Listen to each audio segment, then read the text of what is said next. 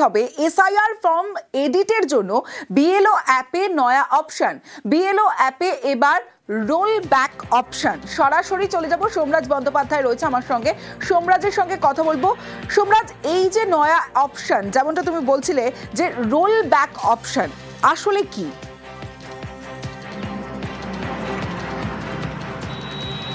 এই rollback option জাতীয় নির্বাচন কমিশনের তরফে ইতিমধ্যেই বুথ লেভেল অফিসারদের জন্য তৈরি যে অ্যাপ, সেই অ্যাপে নিয়ে আসা হয়েছে।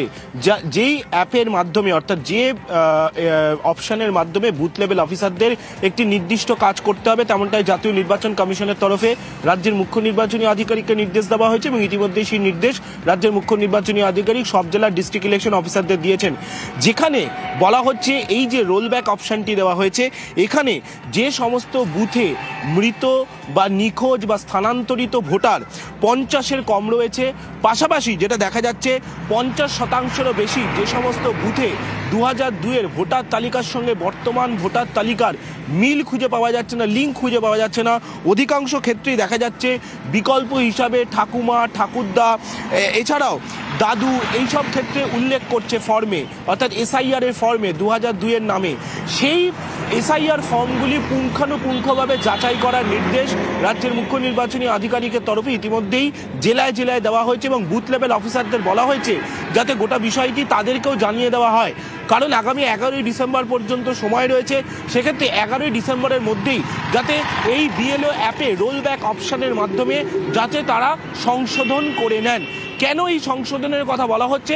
তার কারণ আগামী দিনে 11ই ডিসেম্বরের পর যদি এই ধরনের কোনো অভিযোগ উঠে আসে এবং সেই অভিযোগের সত্যতা প্রমাণিত হয়, তাহলে কিন্তু শাস্তির কোপে পড়বেন বুথ লেভেল অফিসাররা।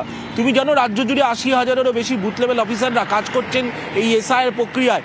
সেই কারণে বুথ লেভেল অফিসারদের কাছে এটি একটি শেষ সুযোগ জাতীয় নির্বাচন কমিশনের তরফে দিয়ে দেওয়া হয়েছে, যেটাকে বলা হচ্ছে রোল ব্যাক।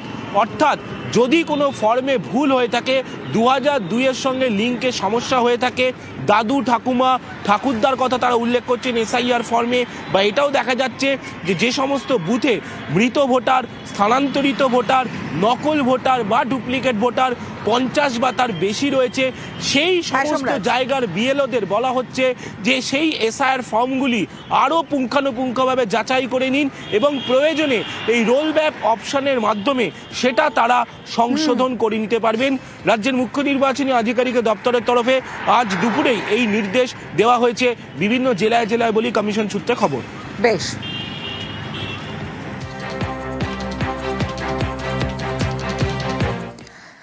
11ই ডিসেম্বর ফর্ম জমা শেষ দিন, আর তার আগে আরো কড়া নিয়ম মেনে এসআইআর নির্দেশ কমিশনের। এতেই অনেকের প্রশ্ন, তাহলে কি এতদিন ধরে যে পদ্ধতিতে এসআইআর করা হলো তাকে কি ফাঁক ছিল? আর এসআইআর সত্ত্বেও কি ভুয়ো ভোটার ঢুকে পড়েছে, নাকি বিজেপির ক্রমাগত চাপে কমিশনের এই পদক্ষেপ?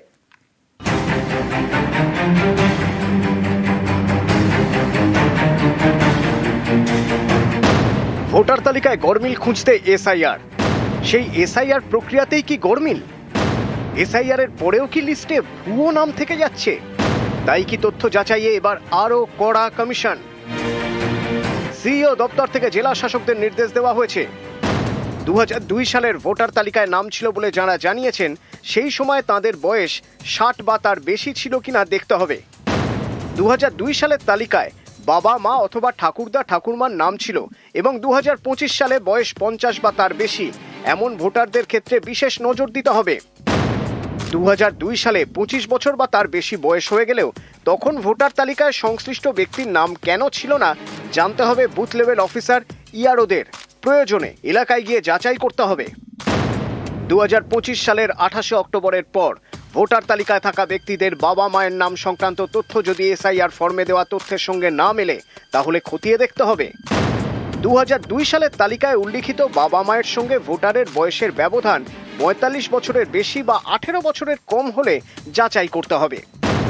অনুপস্থিত ভোটারের জন্য এসআইআর ফর্মে পরিবারের কেউ সই করলে তার ক্ষেত্রে বিএলওকে ফোন করে বা বাড়ি গিয়ে খোঁজ নিতে হবে। সংশ্লিষ্ট ব্যক্তি অন্য কোথাও নাম তুলেছেন কিনা জানতে হবে। যেসব বুথে বংশগত মিলের হার 50% বেশি, সেখানে খুঁটিয়ে দেখতে হবে। 2024 ও 2021 সালের ভোটে স্পর্শকাতর তকমা পাওয়া বুথে বাড়তি নজর দিতে হবে।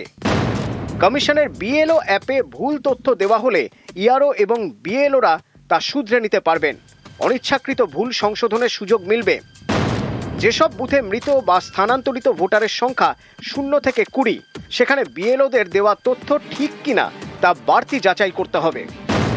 জন্ম মৃত্যু রেজিস্ট্রার ও রেশন কার্ড বাতিলের তথ্য থেকে প্রয়োজনে মৃত ভোটার সংক্রান্ত তথ্য যাচাই করে নিতেও বলা হয়েছে ইআরওদের। তাড়াহুড়ো করে এসআইআর এর অভিযোগে প্রথম থেকেই সরব তৃণমূল। শেষমেশ ফর্ম জমা দেওয়ার শেষ তারিখ থেকে চূড়ান্ত ভোটার লিস্ট বের করা সবেরই সময়সীমা 7 দিন করে বাড়িয়েছে কমিশন। এবার একগুচ্ছ কড়া নির্দেশ। তাহলে কি পুরনো নিয়মে কোনো ফাঁক ছিল? কমিশন বলেছিল যোগ্য ভোটাররা নিশ্চিন্তে ভোট দেবেন, অযোগ্যরা দিতে পারবেন না। এটা কি নিশ্চিত করা যাচ্ছে না? এসআইআর করেও কি লিস্টে ভুয়ো ভোটার রাখা যাচ্ছে না? তাই কি তথ্য যাচাইয়ে আরো কড়া কমিশন? এরপরেও আরো স্ক্রুটিনি হতে পারে। এই যে আমরা এখন বলছি যে আরেকবার করে যান, তার মানে কি বিএলও কাজ করেননি? তা তো নয়, ভুল হতে পারে কোনো কোনো ক্ষেত্রে। সেই ভুলগুলো যাতে ঠিক করা যায় তারই চেষ্টা। গত কয়েকদিনে কমিশনকে বারবার নিশানা করেছে বঙ্গ বিজেপি। শ্বশুর বাবা হয়ে যাচ্ছে, বাবা ভাড়া পাওয়া যাচ্ছে, মায়ের থেকে মেয়ের বয়স বেশি হয়ে গেছে। এটা দেখবার জন্য গণেশ কুমারকে নিজে পশ্চিমবঙ্গের আসার প্রয়োজন আছে। 26, 27, 28 এই 3 দিনের প্রত্যেকটা এন্ট্রিকে স্পেশাল অবজারভার এবং ইসিআই টেকনিক্যাল টিমকে দিয়ে এআই ফটো স্ক্যান এবং আপনার যা যা মডার্ন ব্যবস্থা আছে অডিট করতে হবে। কমিশনকে বারবার নিশানা বিজেপির, বারবার চাপ তৈরির চেষ্টা। এর জেরেই কি এবার এসআইআর নিয়ে আরো কড়া কমিশন? নিজেদের সাংগঠনিক ব্যর্থতা। নিউজ 18 বাংলা। বিএলও অধিকার রক্ষা কমিটির মিছিল, কমিশনের সামনে মিছিলের রীতিমতো উত্তেজনা। ছবিটা দেখাবো আপনাদের। ব্যারিকেড ভেঙে কমিশনে ঢোকার চেষ্টা করেন যারা বিক্ষোভকারী ছিলেন, তারা পুলিশ আটকালে রীতিমতো উত্তেজনা।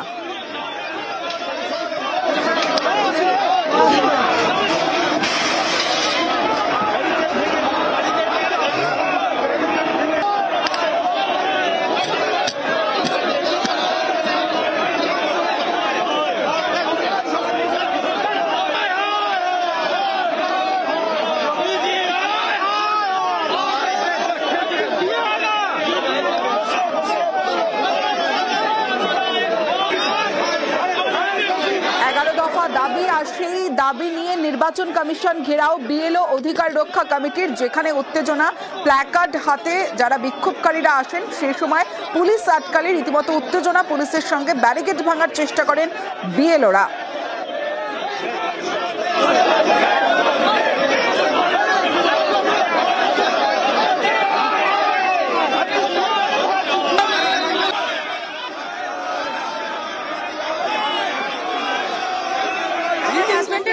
ভীষণ খারাপ। আমি এখানে কাকুতি মিনতি করছি আমার হাজবেন্ডকে বাঁচানো, আমি আর কিছু চাই না। সব সম্পূর্ণ দায়ী হচ্ছে এই ইসিআই। আমার হাজবেন্ডের নাম হচ্ছে অনির্বাণ ব্যানার্জি। এই হচ্ছে কার্ড।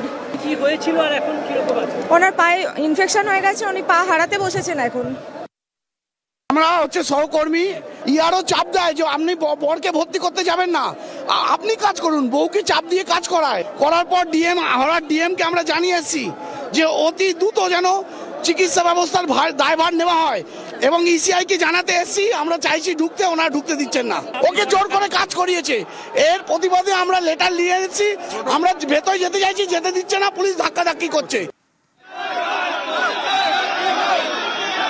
কাজের চাপ কমাতে হবে, ডেটা এন্ট্রির বাড়তি চাপ দেওয়া যাবে না। 2 বছরের কাজ 1 মাসে শেষের নির্দেশ অবিলম্বে প্রত্যাহার করতে হবে। পরীক্ষার মরশুমে শিক্ষকদের স্কুল থেকে সরিয়ে নিয়ে এসে শিক্ষার্থীদের ক্ষতি করা চলবে না। বিএলওদের অন ডিউটি সুনিশ্চিত করতে হবে। নির্বাচন কমিশনের কাজের চাপে মৃত বিএলওদের পরিবারের একজনকে চাকরি দিতে হবে। এই 11 দফা দাবি নিয়ে নির্বাচন কমিশন ঘেরাও বিএলও অধিকার রক্ষা কমিটির।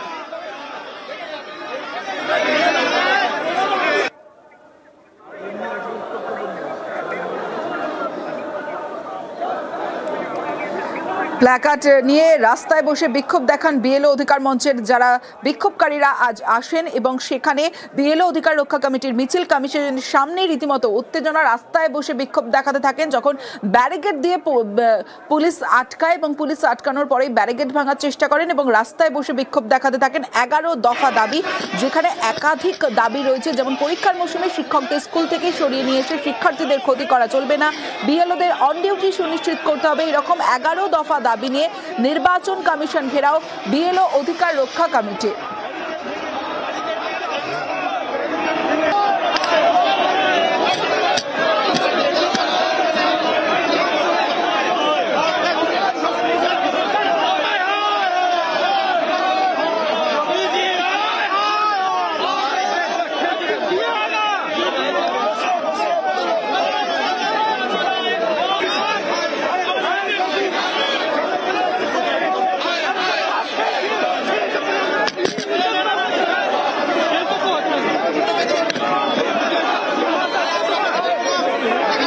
ফোন আসতো, ফোনে প্রেশার আসতো, ফোনে প্রেশার এলে কি হবে, ব্রেন স্ট্রোক হয়ে গিয়েছিল।